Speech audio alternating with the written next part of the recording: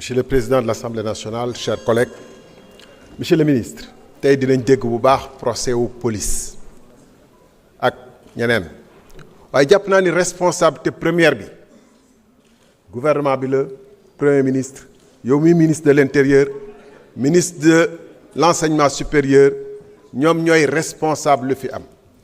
Et c'est bien bon de venir ici clamer, faire le procès de la police et wax ne étudiant Abdoulaye Ba war woon ñàkk bakkanam bañ fi taxawee ñun décembre le 10 décembre ministre de l'Intérieur ñu fii ñu wax ko boobu fan la député yi ne woon fan la ministre bi ne woon fan la ñeneen ñi ne woon le 10 décembre c'était après ces images atroces de l'Obs le 5 décembre c'était après le jeudi 4 décembre c'est la même chose les mêmes redditions la même situation qui a prévalu le 9 février dara changé wu ci diggante gi premier ministre dem na fële ci grand théâtre ni que moom day jàmmaarloog étudiants yi day gatsa ak étudiants yi oui parce que dafa ni li fi amoon moom du ko nangu ba abadan li gaa yeneen doon nangu moom du ko nangu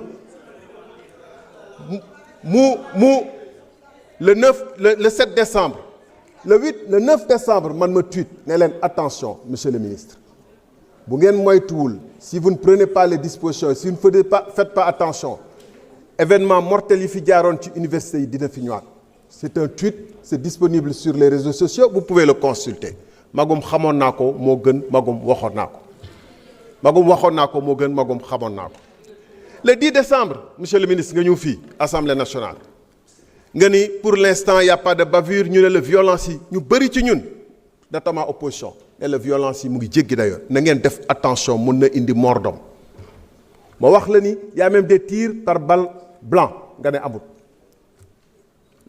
fan lañu mujj y a un étudiant Cheikh Ndoye qui a été éborgné qui aurait été éborgné soit par lacrymogène soit par une balle à blanc l'étudiant Abdoulaye Ba est décédé dit-on après une chute. J'ai écouté hier le procureur déglu naa procureur j'ai eu honte pour lui c'est bien de ko tagg fii tey le procureur dit que les issues de secours étaient verrouillées mais pourquoi n'a-t-il pas parlé des escaliers wala pavillon F amul escalier lu tax étudiant bi jaarul ci escalier yi lu tax étudiants yi di tëb parce qu'il y avait des forces de sécurité certainement en face. Mais s'il n'y a pas, il faut nous dire pourquoi les étudiants n'ont pas utilisé les escaliers, ont dû sauter. Monsieur le ministre. Et où t'es? Donc, voilà la situation qui a conduit à l'événement tragique. Et vous saviez que ça pouvait venir. Et ce qui a créé ces situations-là, vous des responsables, des boucs émissaires, de wax ni que les 3 étudiants-là, on va les déférer. C'est l'opposition qui a donné de l'argent, c'est les commissaires que vous êtes en train de radier ou d'autres responsables. Parce que le chef n'est jamais responsable. Un chef, comme on dit en Afrique, ça chef. Quand des situations comme ça se prévalent, le chef prend sa responsabilité et démissionne. Parce que c'est lui le responsable premier. Le chef, il chef. Il ne se cache pas derrière un commissaire ou derrière des responsables d'amicales ou derrière l'opposition. Le Premier ministre a dit devant tous les Sénégalais que demain def réforme bi et le ministre de l'Enseignement supérieur est venu nous dire après la mort d'Abdoulaye Ba cette réforme ça passe ou ça casse au lendemain où Abdoulaye Ba a été littéralement broyé, cassé. Et le ministre de l'Enseignement supérieur a eu la maladresse, l'absence de culture de venir dire cette réforme, ça va passer ou ça va casser. Loolu moo braqué étudiants yi. Ils se sont sentis trahis. C'est pas le projet qu'on leur a vendu. Vous leur avez vendu qu'ils auraient des bourses. Vous leur avez vendu que c'était les plus pauvres parmi les plus pauvres, comme l'étudiant Abdoulaye Ba, orphelin, méritant, qui n'était même pas dans la masse.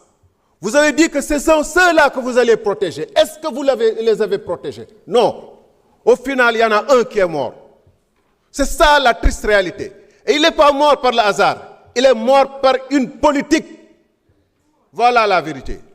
Parce qu'ils se sont sentis trahis par le projet qu'ils ont défendu, qu'ils ont vendu, auquel ils ont cru.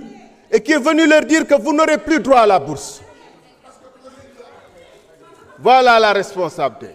Un chef, sa chef. Merci.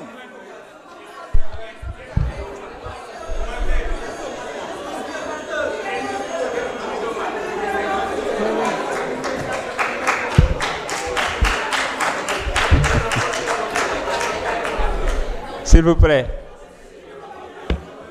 S'il vous plaît. S'il vous plaît, chers collègues, je vous invite à lire l'article 64 du règlement intérieur.